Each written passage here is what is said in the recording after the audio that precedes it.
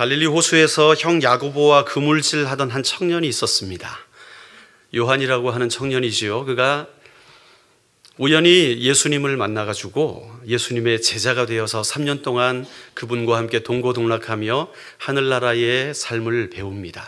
그런데 예수님이 함께 그와 하실 때에 참 이 사람은 욕심도 많았어요. 그래가지고 예수님 오른편 왼편에 야고보하고 자기를 좀 앉혀달라고 부탁도 하기도 하고 치맛바람을 쓰기도 하고.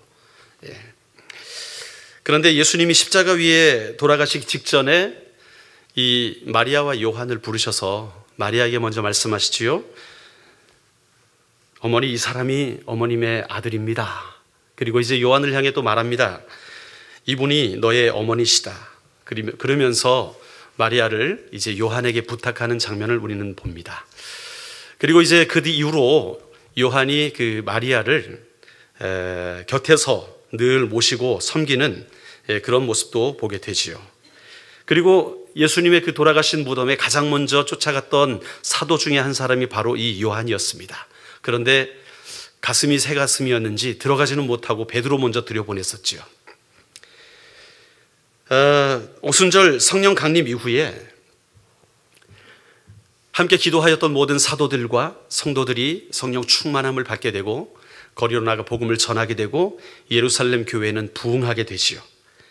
그래서 이제 베드로와 함께 요한도 예루살렘과 사마리아에서 전도하면서 정말 예루살렘 교회의 보배로운 기둥처럼 그렇게 쓰임받는 인생이 되지요.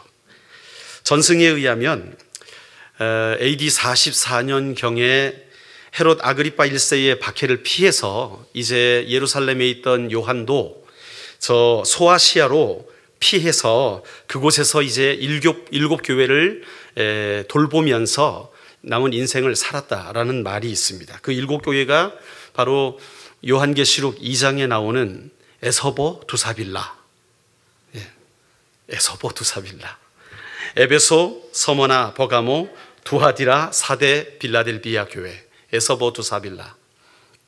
이 일곱 교회를 정말 하나님의 교회로 아름답게 세워가면서 그의 목회 인생을 보내다가 AD 95년경에 이제 로마 황제 도미티안의 기독교 박해가 아주 심해집니다. 그때에 이 요한 사도는 반모섬으로 유배를 가게 되지요. 그리고 그곳에서 하나님께서 천사를 보내셔서 예수님의 하신 그 말씀들을 다 기록하게 하셨는데 그것이 바로 요한계시록이라고 하는 책이죠. 우리 성경에 66번째 등장하는 책입니다. 그래도 뭐 요한계시록 같이 찾자 그러면 헤매는 분들은 없더라고요.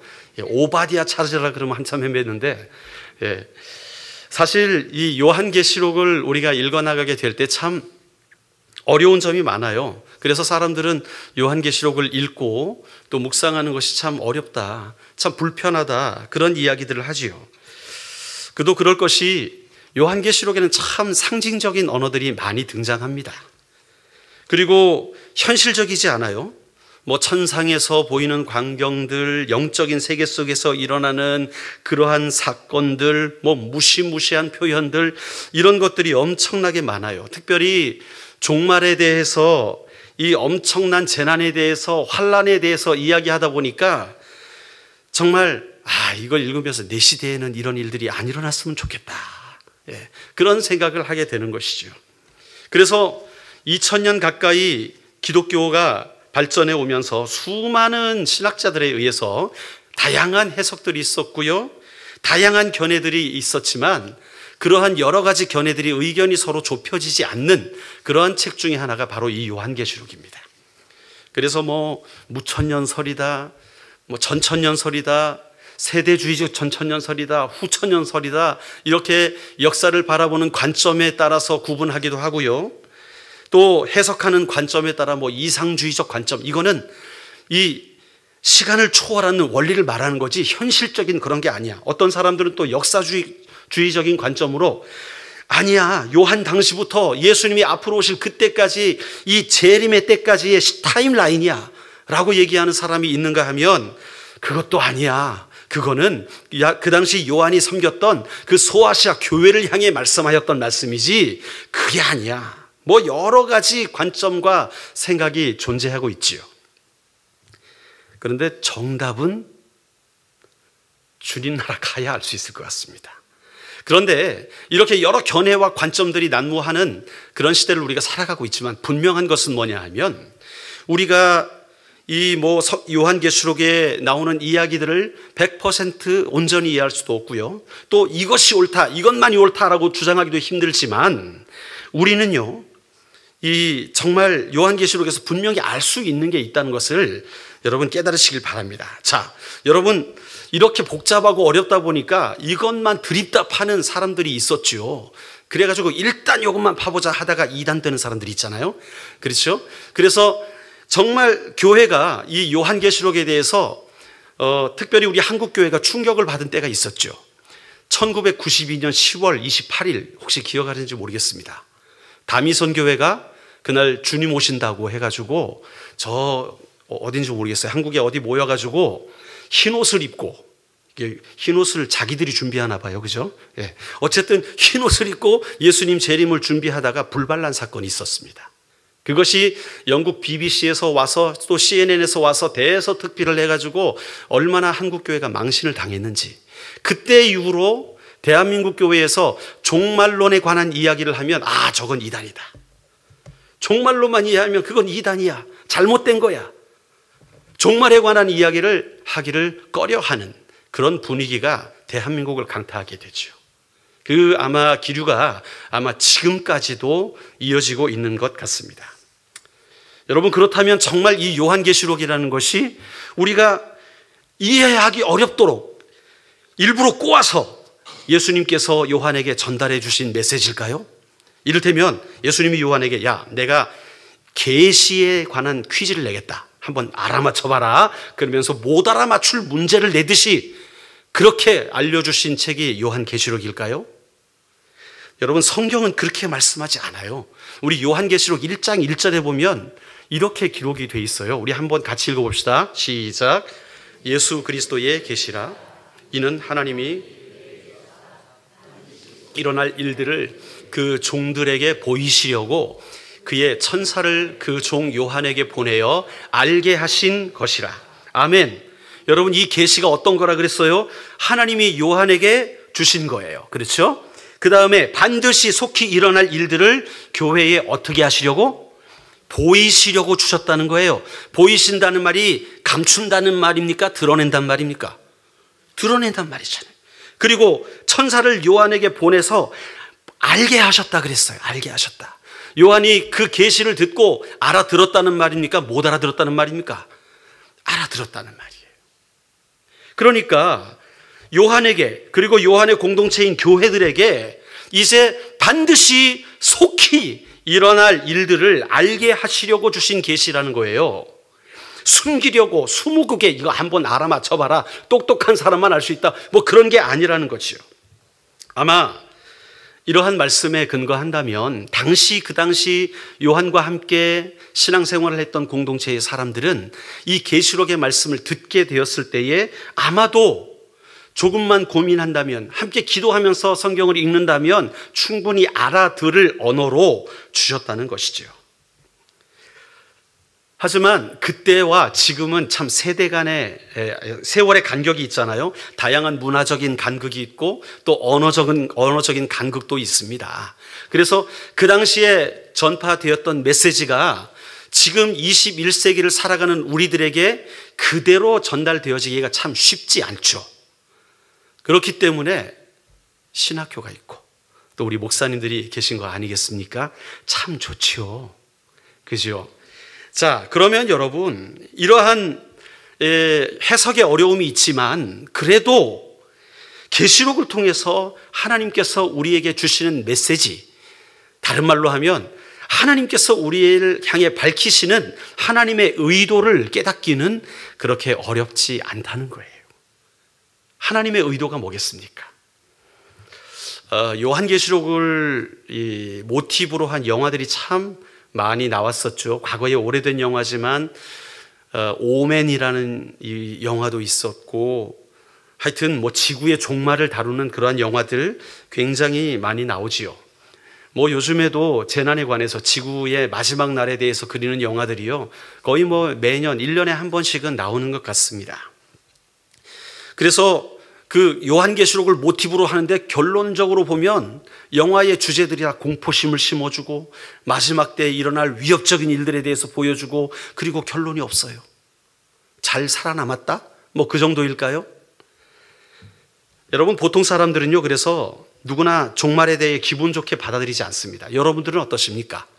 종말에 대해 기분 좋게 받아들일 준비가 되셨습니까? 할렐루야. 예, 여러분, 사실 인생 끝나는 게 뭐가 좋습니까? 저도 좀 오늘 죽는다 하면 할렐루야 하기가 쉽지 않겠더라고요. 사람이 이 끝을 기다린다는 것은 쉬운 일은 아닙니다. 이런 말 들으면 다 기분 나쁘고 무섭고 그렇습니다. 그런데 이 계시록의 그러한 공포심, 어떤 무서운 이야기들을 조장해가지고 사람들을 현혹해가지고 재산도 갈취하고 하는 그런 이단들이 이 땅에 얼마나 많은지 모릅니다. 저도 어렸을 때부터 종말론에 관한 설교를 많이 들었거든요. 제가 10대 때가 1990년대였지요. 90년대에 서모 목사님이라는 분이 교회들을 이렇게 전국 순회하시면서 종말론에 대해서 이렇게 많이 집회를 했었어요. 그때 저도 들은 기억이 있는데, 그분이 말씀만 전하는 게 아니라 영화 같은 것도, 영사기 같은 것도 가져와가지고 막 틀어주고 하는데, 그 당시 제가 보았던 영화가 666 대환란, 뭐 휴거, 이런 영화들이거든요. 70년대 말에 미국에서 제작된 그런 영화입니다. 계시록의 이야기를 뭐 그대로 했다 하는데, 영화 내용이 너무 잔혹해요. 휴거받지 못한 사람들이 이 땅에 남아있게 돼가지고 그들이 내가 휴거받지 못했다는 것을 깨닫고 다시 내가 그래도 그리스도인인데, 내가 하나님의 사람인데 내가 이 환란의 기간 동안을 버텨내야겠다 해가지고 도망다니고 숨고 하다가 어떤 사람은 잡혀가지고 단두대에 이슬이게 되기도 하고 감옥에 가기도 하고, 그런데 마지막까지 그렇게 3년 반 뭐 이렇게 환란의 기간을 지난 사람은 살아남았다, 뭐 이런 내용을 가지고 정말 무섭게 만든, 잔인하게 만든 그런 영화들이었습니다. 10대 때 그런 영화를 보면서 두려웠어요. 무서웠어요. 야, 이거 종말이 내 시대에 오면 어떡하지? 내가 살아있을 때 주님 오시면 어떡하지? 이거 큰일 나는데? 내가 그렇게 버틸 수 있을까? 나는 틀림받을 수 있을까? 나는 어떡하지? 그런 공포심이 저를 사로잡았던 그런 때가 있었어요. 여러분, 휴거받지 못한 사람이 이 땅에 살아남아 배교하지 않기 위해 고군분투한다. 적의 위협과 원수들의 위협 속에서 총을 피하고 칼을 피하고 도망다니면서 산다. 그 환난을 경험해야 된다. 뭐 이런 얘기들이 쭉 나오게 될 때, 여러분, 과연 우리 하나님께서 성도들을 향해서 요한을 통해서 마지막 때에 일어날 이야기들을 우리에게 계시로 전해주시는데, 너희들 한번 봐라. 이렇게 배교하면 너희들도 죽을 줄 알아. 정신 똑바로 차려. 그리스도인들을 이렇게 협박하기 위해서 이 말씀을 주셨을까요? 여러분, 요한계시록은 이렇게 사람들에게 공포심을 주기 위해 보이신 계시가 아니라고 성경은 말합니다. 여러분, 결론부터 말하자면 요한계시록은요, 공포심을 주려 하는 것이 아니라 오히려 하나님을 믿는 백성들에게 평안과 승리를 약속해 주는 말씀인 줄로 믿습니다. 환난이 있을 것인데, 그리고 교회가 어려움을 겪게 될 것인데, 반드시 속히 일어날 그 일들을 잘 준비하라고 교회에 주신 말씀인 줄로 믿습니다. 그러니까 잘 준비하면 결코 두려운 게 아니라는 거예요. 오히려 우리가 그 상황 속에서도 평안할 수 있다고, 그 상황 가운데 승리할 거라고 주신 말씀이 바로 요한계시록의 말씀인 줄로 믿습니다. 여러분, 요한계시록을 보면요, 1장에 보면 이 계시를 왜 주셨는지, 누구에게 주셨는지, 그리고 계시를 주신 그리스도가 어떤 분이신지를 그리고 있어요. 그분의 명령이 무엇인지를 밝히 보이고 있습니다. 2장에 보면 2장과 3장에 이제 소아시아의 7교회에 보내는 그 편지, 그 성도들을 향한 격려와 그 성도들을 향한 경고와 희망의 메시지, 소망의 메시지를 담고 있지요. 그 다음에 4장에 가면 이제 그 시선이 교회로부터 이제 하늘로 옮겨지게 됩니다. 하늘로 옮겨져서 하나님의 보좌 앞에서 열리는 예배의 모습들이 나오는데 그 광경이 너무나 영광스럽고 너무나 거룩하고 너무나 아름다워요. 그렇게 권능에 찬 가운데, 그 가득한 영광 가운데 하늘의 모든 존재가 찬양하면서 하나님과 어린 양을 높이는 장면들이 쫙 펼쳐집니다. 그리고 5장에서요, 하나님의 계획을 주관하실 그 어린 양이 누굴까요?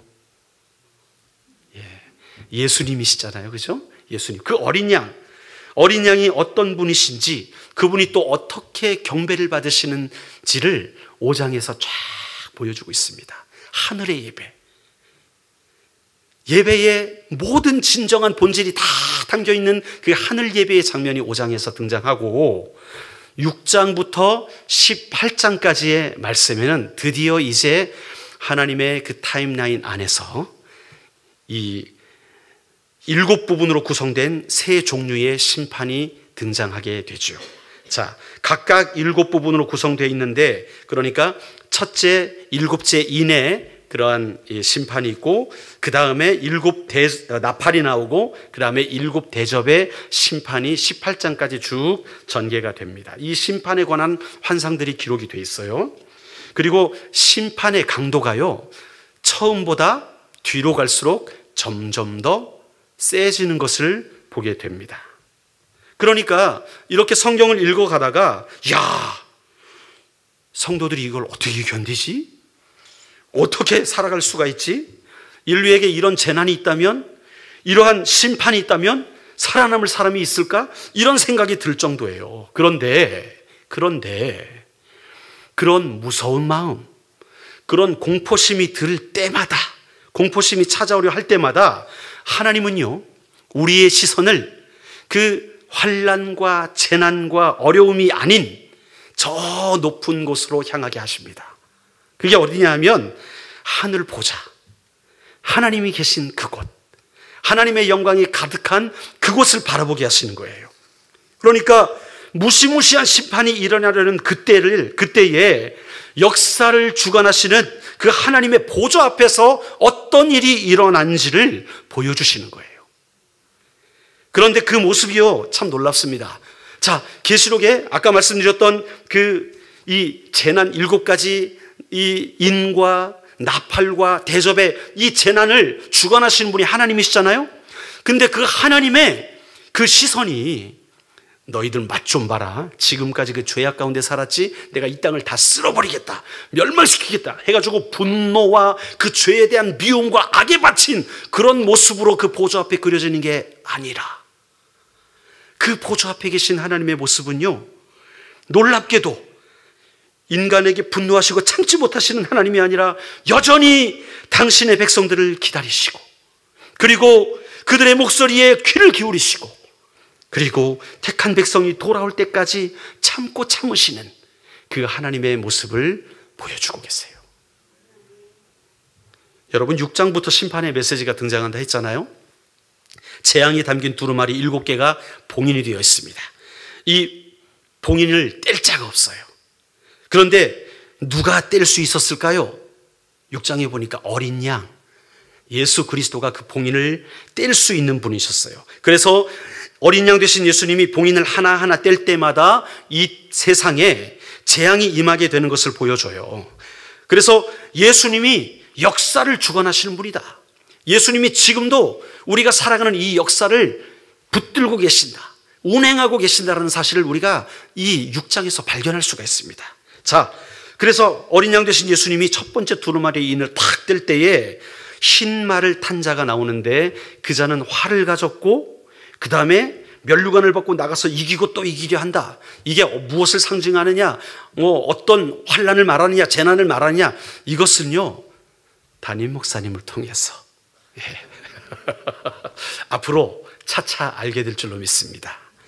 자, 그리고 두 번째 인을 또 떼게 될 때에 검은 말을 탄 자가 손에 저울을 가지고 올 때에 폐허가 기근이 일어나는 이런 절망적인 상황이 펼쳐져요. 그 다음에 청황색 말을 탄 자, 이 탄 자의 이름은 사망이라고 하는데, 음부가 뒤따르고 4분의 1의 권세를 얻어서 검과 흉년과 사망과 땅의 짐승들로서 다 죽이게 되는 그런 무시무시한 일들이 막 일어납니다. 또 이 5번째 인이 띄어질 때에 하나님을 믿다가 먼저 죽은 자들, 먼저 죽은 자들이 언제까지 하나님이 이 재난을 더하시겠습니까? 순교자들의 하나님을 향한 신원의 메시지가 등장하게 됩니다. 그때에 하나님이 수가 차기까지 심판을 하신다, 그렇게 말씀하고 있어요. 그리고 6번째 인이 뜯겨지게 될 때에 큰 지진이 일어납니다. 여러분 상상을 해보세요. 자, 성경의 표현대로 해보면 해가 검은 털로 짠 상복같이 어두워진대요. 또 달은 온통 피같이 변한대요. 하늘의 별들이 무화과 나무가 태풍에 흔들려가지고 설익은 열매가 우두두두 떨어지는 것처럼 별들이 떨어진대요. 하늘은 두루마리가 말려 후루룩 날아가듯이 그렇게 말려 나간대요. 산과 각 섬이요 제자리에서 옮겨져 버린대요. 어제도 일본에 지진이 있었잖아요. 많은 피해가 일어났잖아요. 그게 아니라 흔들거리는 정도가 아니라 산과 섬들이 제자리에서 옮겨져 버린답니다. 완전히 온 세상이 뒤죽박죽이 되는 거예요. 그래서 땅의 임금과 왕족들, 장군들, 부자들, 강한 자들, 자유인들, 이런 사람들이 굴과 산에 숨어가지고 어린 양과 그 하나님의 얼굴을 가려달라고, 그 하나님의 진노로부터 우리를 살려달라고 도망간다는 거예요. 그게 6번째 인을 뗄 때 일어나는 일입니다. 여러분, 이러한 재난이 어떤 식으로 우리에게 임할지, 또 어떻게 우리가 받아들여야지, 해석을 해야 될지 어려운 부분이 있지만 분명한 것은, 여러분, 이것이 그저 무시무시한 재난으로 이 세상이 끝나버린다? 주님이 원하는 메시지가 그 메시지가 아니라는 거예요. 주님이 기대하는 바가 이제 오늘 우리가 나눈 말씀에 숨어 있습니다. 여러분 7장에 보면 마지막 인을 떼어서 천사들이 이 세상을 싹쓸이하기 전에 천상에서 어떤 일이 일어나느냐를 보여주세요. 거기에 보면 우리 7장 3절 말씀을 우리 한번 같이 읽어보겠습니다. 시작. 이르되 우리가 땅이나 바다나 나무들을 해하지 말라 하더라. 아멘. 하나님의 종들의 이마에 인치기까지. 여러분, 하나님께서 구원하셔야 할 백성이 있다는 거예요. 그리고 하나님께서 마지막 인이 떼어지기 전에, 이 세상이 그렇게 멸망하기 전에 하나님의 백성을 다 세시고 다 보호하신다는 말씀입니다. 여러분, 하나님이 그 택한 백성들이 하나님 앞에 나올 때까지 기다리시고 계신다는 거예요. 그들은 큰 환난에서 나온 자들이고요, 어린 양의 피로 옷을 씻어 깨끗게 한 자들이고, 어린 양이 그들의 목자가 되어서 생명수샘으로 인도하시고 하나님께서 그들의 눈에서 모든 눈물을 씻어주는 바로 그 하나님의 백성들, 그 백성들의 수가 차기까지 하나님이 기다리신다는 거예요. 기다리신다는 거예요. 여러분, 이게 공포입니까? 이게 협박입니까? 아니지요. 여러분, 계시록은 공포가 아니라, 협박이 아니라 오히려 하나님의 위로인 줄로 믿습니다. 하나님의 놀라운 은혜의 반전의 책인 줄로 믿습니다. 여러분, 계시록이 공포가 아니라 위로라는 사실을 더 확실하게 알 수 있는 부분이 있습니다. 그게 바로 오늘 우리가 읽었던 본문의 말씀이에요. 여기 보면 이제 그 엄청난 6개의 재난의 인이 떼어진 다음에 어린 양이 마지막 7째 인을 떼실 때 일어나는 그 일입니다. 우리 8장 1절 말씀 한번 같이 읽어봅시다. 시작. 떼실 때에 하늘이 반 시간쯤 고요하더니. 아멘. 자, 7째 인을 딱 뗐을 때에 여러분, 지금까지 첫 번째, 두 번째, 세 번째, 네 번째, 다섯 번째, 여섯 번째 인을 뗄 때마다 무시무시한 일들이 막 일어났어요. 엄청난 일들이, 특별히 6번째는요, 지금까지 있었던 모든 어려움보다 더 어려울 것 같은 그런 막 재난들이 일어났었는데, 7째 인이 탁 떼질 때 여러분 드는 생각은 어떤 생각이십니까? 끝장난다, 이제. 다 끝난다. 이 세상은 끝날 거야. 이런 생각을 하게 될 것 같은데, 오늘 본문에 보니까 7째 인이 딱 떨어지는데 하늘이 반 시간쯤 어떻게 했다고요? 고요하더니. 반 시간쯤, 여기 반 시간이라는 말은요, 아주 짧은 시간을 말하는데 그 짧은 시간 동안 하늘이 침묵한다는 거예요. 마치 이런 것과 같아요. 여러분, 결혼식 피로연 가면 어떻습니까? 분위기가 조용합니까?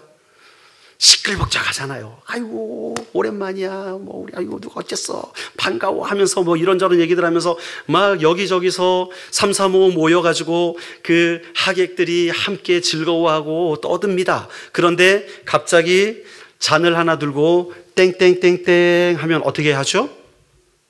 갑자기 떠들던 모든 소리가 잠잠해지고 어떻게 해요? 땡땡땡땡 한 그것을 주목하게 되죠. 마치 그런 장면 같아요. 뭔가 중요한 일이 시작되는 것을 알리는 것 같아요. 참석한 모두가 그것을 보고 주목하면서 존중하면서 기다리는 그러한 모습 같아요. 여기 보십시오. 온 세상을 삼킬 것 같았던 그 요란한 하늘이 침묵을 합니다. 하늘에 있는 모든 것이 숨을 죽이고 뭔가를 주목합니다. 그 재난을 가져왔던 천사들도 동작 그만, 정지하고 침묵하는 거예요. 여러분, 무엇을 주목하고 있는 걸까요? 뭔가 엄청난 다른 것이 발표될 준비가 되었다라는 것을 말하는 사인 같은 거예요. 자, 2절을 한번 같이 한번 우리 읽어보겠습니다. 시작. 하나님 앞에 7 천사가 서 있어 7 나팔을 받았더라. 아멘. 자, 7 천사가 7 나팔을 받고, 자, 7 나팔도 재난이거든요. 재난의 또 신호거든요. 그런데 이 7 천사가 서 있어요. 7 나팔을 받아요. 그러면 또다시 뭔가 엄청난 일이 일어날 것 같은 거예요. 그런데 그 전에 어떤 모습이 펼쳐집니까? 나팔을 받고 막 불어야 될 텐데 그 전에 모습이 어떠냐 이거예요. 하늘에서 숨을 죽이고 기다립니다. 무엇을 기다립니까? 우리 3절 말씀 같이 한번 읽읍시다. 시작.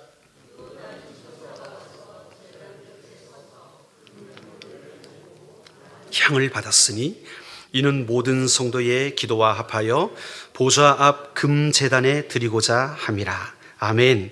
자, 지금 막 우르르 쾅쾅 하면서 하늘이 막 뒤집어지고 별이 쏟아지고 땅이 흔들리고 하는 상황 가운데 마지막 7번째 인이 띄어지게 될 때 잠시 반 시간 동안 고요한데, 그때 일어난 사건이 뭐냐?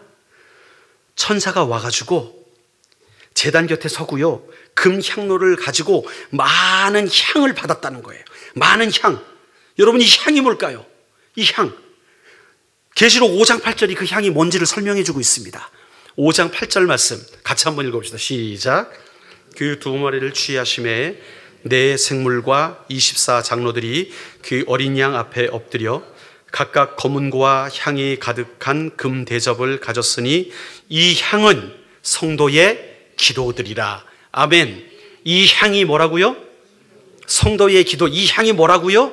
성도의 기도. 그러니까 그렇게 우르르 쾅쾅 하던 하늘, 그렇게 재난의 모든 하나님의 명령을 받아가지고 재난을 가져온 천사들이 주목하고 동작 그만하고 바라보는데 지금 그 자리에서 펼쳐지는 사건이 뭐냐 하면 성도들의 기도가 올라오는 거예요. 하나님이 지금 그 성도들의 기도를 받으시기 위해서 야, 잠깐만 멈춰라. 잠깐만 멈춰라. 동작 그만. 집중, 주목하고 계시더라는 거예요.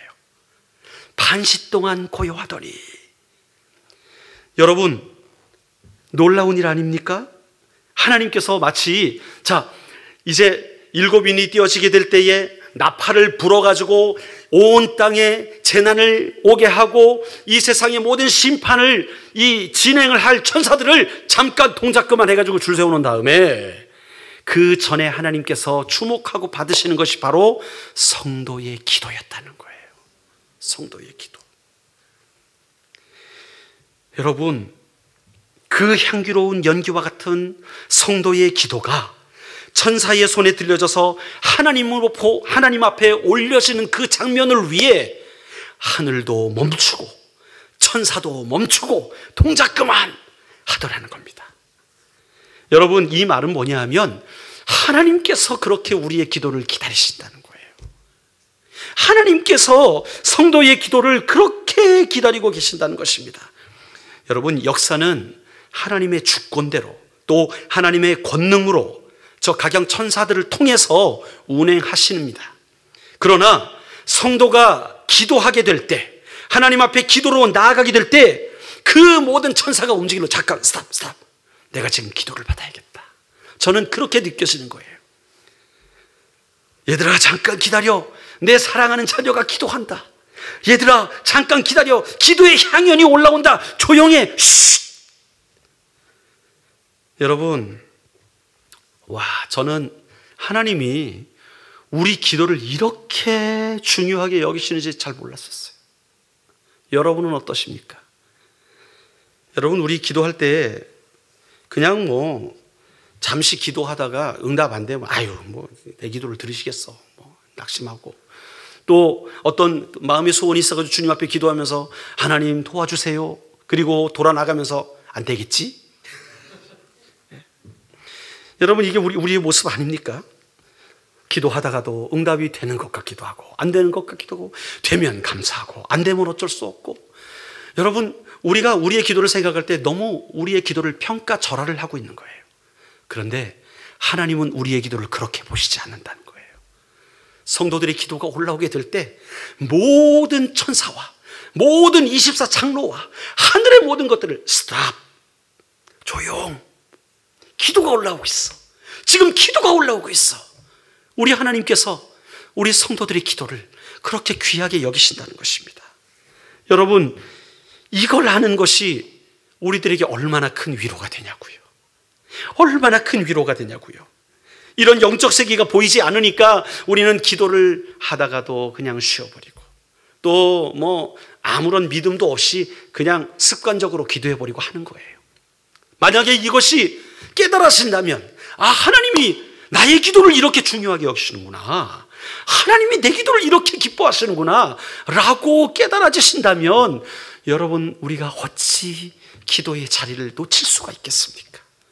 어찌 기도의 자리를 포기할 수가 있겠습니까? 여러분, 계시록은요, 심판의 책, 공포의 책이 아닙니다. 계시록은요, 성도들을 겁줘서 헌금하게 하고 짓바치게 하고 하는 그런 책이 아닙니다. 여러분, 요한의 공동체가요, 그 요한이 반모섬에서 하나님의 계시를 받을 그 당시에 굉장한 핍박을 받았습니다. 이 도미티안 황제의 핍박을 받으면서 정말 많은 사람들이 목숨을 부지하기 위해서가 아니라 믿음을 지키기 위해서 스스로 그 토굴 속으로 들어갔어요. 그 지하 무덤 속으로 들어가서 숨어 살았어요. 그걸 가타콤이라고 하지 않습니까? 그리고 히브리서 11장 33절로 38절에 기록된 것처럼 정말 수많은 사람들, 얼마나 많은 사람들이 그 믿음을 지키기 위해서, 그 하나님 앞에 내 신앙을 지키기 위해서 정말 내 생명을 걸고 자신의 모든 것을 걸고 주님을 사랑한다고 고백하며, 어떤 사람들은 화형틀에서 불태워지면서도 내가 주님을 사랑한다고 고백하면서 죽고, 어떤 사람은 톱으로 켜서 죽임을 당하기도 하고, 어떤 사람들은 짐승의 밥이 되기도 하고, 그러면서도 끝까지 주를 믿는 신앙을 포기하지 않는 그러한 영광스러운 모습을 살아갔던 우리의 신앙의 선배들을 우리는 히브리서 11장에서 확인할 수 있는 거예요. 그렇다면 여러분, 그들이 과연 그 무시무시한 환난 앞에, 그 무시무시한 악한 세력의 공격 앞에서 어떤 하나님의 협박에 의해서 내가 주님을 버리지 못한다고 그랬을까요? 아니라는 거예요. 결국 여러분, 이 계시록을 통해 하나님께서 주시고자 하는 게 뭐냐 하면, 이 땅에 분명히 교회 가운데 혹은 믿는 자들 가운데 어려운 일이 올 수 있다는 거예요. 앞으로 더 찾아올다. 여러분, 아까 말씀드렸듯이 계시록이 진행될수록 그 재난이 더 어떻게 된다 그랬어요? 커진다 그랬잖아요. 첫 번째보다 두 번째, 두 번째보다 세 번째, 점점 재난이 커지고 어려운 상황은 점점 더 어려운 길로 가겠지만, 주님은 우리에게 말씀하십니다. 그 모든 환난 가운데서, 어려움 가운데서 우리의 시선을 들어서 하나님의 보좌를 바라봐라. 하나님의 보좌를 바라봐라.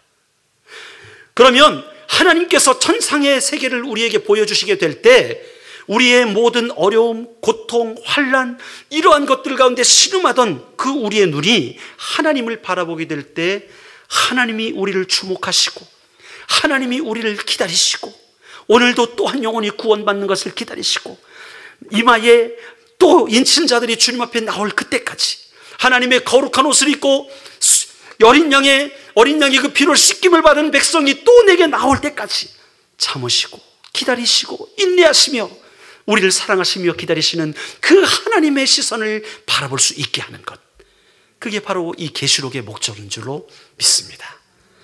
여러분, 세상은 호락호락하지 않아요. 특별히 우리가 사는 이 시대에 마찬가지입니다. 이 시대는요, 이제는 어떻게 보면 이제 법으로 예수 못 믿게, 잘 못 믿게 만드는 그러한 시대가 되고 있는 것 같아요. 저도 저번에 아주 오래전이지만 영국에서 어떤 미국의 이 거리 전도자가 가서, 목사님이 가서 거리에서 전도하다가 체포가 됐다는 거예요. 왜 체포가 됐느냐? 혐오를 줬다는 거예요. 지나가는 사람들에게, 나 길거리에서 전도하는 거 싫어하는데 저 사람 길거리에서 전도해가지고 내 혐오스러워서 신고했다고. 그래서 체포되고 구금되고 벌금형을 받았습니다. 이런 시대를 우리가 살아가고 있을 때 앞으로 우리 교회가 더 어려움이 있을 수 있습니다. 예수님을 잘 믿는다는 게 우리에게 더 큰 시험거리가 될 수도 있습니다. 여러분, 그러나 그때 우리가 기억해야 될 것은 그 다가오는 환난과 시험에 포커스하는 것이 아니라 우리의 눈을 들어 그 모든 환난을 주관하시고 주장하시는 하나님의 손을 바라봐야 될 줄로 믿습니다. 제가 거제도에서 3년 동안 목회를 했잖아요. 1년, 2년 지나게 될 때에 참 작은 교회, 출석인은 한 25명밖에 안 되는 거제도에 있는 교회니까 사람들이 거길 왜 오냐고, 선한 것이 있다고 오냐고, 그런 말을 많이 들었습니다. 그러나 하나님이 하실 일이 있다 생각하여 부르심 따라 가서 사역하는데 인원이 너무 적으니까 참 힘이 안 나더라고요. 어렵더라고요. 그래서 날마다 전도를 하는데 한 2년 정도 전도했는데 열매가 없었는데 3년째 되니까 이제 한 사람 하나님이 영혼을 붙여주시는 거예요. 그 새로 나온 가정들이 다 이 젊은 어머님들이었습니다. 50대 초반, 중반 이렇게 되는 그러한 주부님들이었는데 그분들이 교회에 처음 와가지고 예배를 드리면서 깜짝 놀라면서 하는 말이, 새가족반에서 하는 말, 고백하는 말이, 목사님 말씀이 들려줘요. 처음이에요. 그런 거예요. 무슨 말이냐면 교회 가면 그냥 일로 말씀이 들어왔다 일로 나갔다는 거예요. 그런데 말씀이 들려지기 시작했다는 거예요. 그래서 이게 얼마나 감사한지. 그런데 여러분, 말씀이 들려지니까 어떤 일이 일어난지 아십니까? 그들이요, 삶을 고치기 시작하는 거예요. 그 전에 예수 믿지 않을 때, 교회 다니지 않을 때는요, 남편과 행복하게 살았다는 거예요. 참 좋잖아요? 그런데 교회 나온 이후로부터 행복하지 않게 되었다는 거예요. 아니, 왜 그러세요? 그러니까 내가 가서 교회에서 이런 은혜가 있었다 말만 하면 남편이 니 미친다, 정신 똑바로 차리라 그러면서 믿지 않는 남편이 핍박을 하기 시작하더라는 거예요. 내가 예수님을 더 잘 믿으려고 노력할수록, 신앙생활을 더 열심히 하려고 할수록 가정에서 오는 핍박이 더 심해지더라는 거예요. 어떤 자매님은 2 딸과 한 아들이 있어요. 그리고 남편이 있는데 예수 믿기 시작하면서 핍박이 시작되는 거예요. 남편이 교회 가지 마라, 교회를 선택할 건지 날 선택할지 둘 중에 하나 선택해라, 그러더라는 거예요. 그런데 그럼에도 불구하고 말씀이 너무 고파가지고 몰래 주일 예배 나오다가 걸려버렸습니다. 그래가지고 난리가 났습니다. 이혼 도장 찍자고. 아이들 다 앉혀놓은 다음에 그 자매님한테 아이들 앞에서 그렇게 말하는 거예요. 야, 애들과 나를 선택할 거냐, 교회를 선택할 거냐? 여러분, 이게 제대로 된 질문입니까? 아니잖아요. 어떻게 아이들과 남편과 교회가 서로 태기를 해야 되는 상황인가요? 그런데 남편은 그렇게 느끼고 있는 거예요. 이게 악에 사로잡혀 있으니까, 예수님을 모르니까 이런 일들이 일어나는 거지요. 어쨌든 그러면서 목사님 어떻게 해야 돼요? 저는 이혼해서라도 이게 나오고 싶어요. 절대 그러지 마십시오. 절대 그러지 마십시오. 여러분, 예수 믿기 전에는 행복했대요. 그런데 예수 믿고 나니까 분란이 일어나요. 어려운 일이 찾아와요. 그래서 자매님한테, 자매님, 남편을 더 열심히 섬겨주세요. 더 사랑해주세요. 이전보다 더 사랑해주세요. 예, 매일 사랑한다고 고백하세요. 예, 매일 남편 신발 정리해주세요. 옷매무새 정리해주세요. 그렇게 권면드리면서 우리 때가 될 때까지 기다립시다. 기도하면서 기다립시다. 그래서 그 자매님은 주일 예배 못 나오고 다른 예배를 다 나옵니다. 주말 부부라.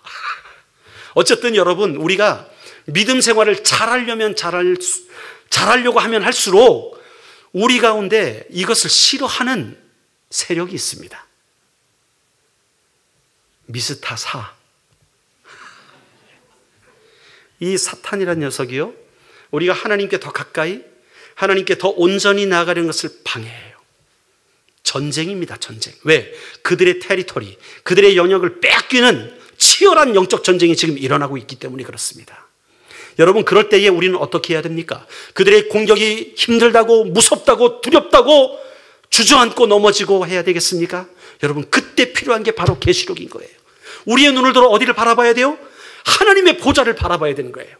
그 모든 역사를 주관하시고 그 환난까지도 주장하시는 하나님이 우리를 향해 어떤 마음을 가지고 계신가? 우리를 어떻게 바라보고 계신가? 하나님은 지금 우리를 통해 어떻게 일하고 계신가? 그것을 바라볼 수 있는 눈이 우리 가운데 열려져야 될 줄로 믿습니다. 그 눈을 열어주는 책이 바로 요한계시록인 줄로 믿습니다. 오늘은 다음 주부터 있을 내러티브로 있는 이 계시록, 이 말씀에 여러분들이 올인하시도록, 여러분들이 더 마음을 다해 참여하시도록 제가 조금 힘을 보태기 위해서, 물론 우리 목사님께서 인사 한번 또 하라고 해서 여러분들 앞에 서긴 했지만, 정말 우리가 우리의 시선을 들어 하늘 보좌에 계셔서 성도들의 기도가 올려지게 될 때에 우리의 기도에 주목하시고 바라보시고 우리를 기뻐하시고 또한 영혼이 주 앞에 돌아오는 것을 너무나 기다리시는 그 아버지의 마음이 보여지기만 한다면, 여러분, 우리 앞에 펼쳐진 모든 환난, 어려움, 곤고함, 우리는 다 이기고 승리할 수 있을 줄로 믿습니다. 왜요? 어린 양 되신 주님이 누구 편이에요? 내 편이에요. 우리 편이에요. 주님이 나와 함께 하신대요. 그분은 승리자이십니다. 그분은 만물의 주관자이십니다.